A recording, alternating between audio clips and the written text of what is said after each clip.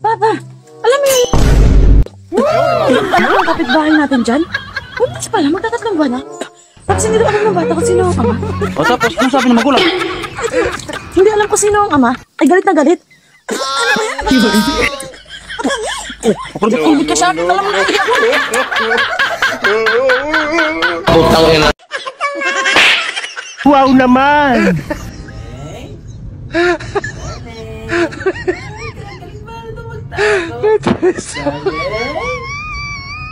Nasa bata? Ito sa Alam ko na, nasa labas ito. Dali. Ito po, parcel po. Ah, parcel po. Itiran po muna. Ito po. Magkano nga? 200 po.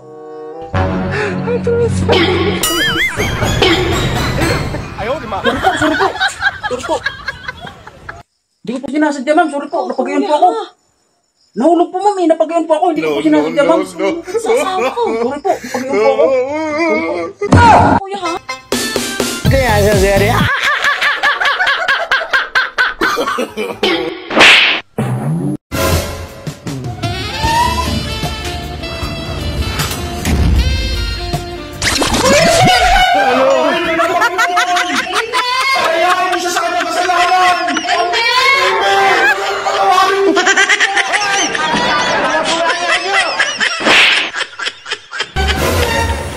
Meron ako 10 kilong bigas dito. Baka meron ka namang manok dyan.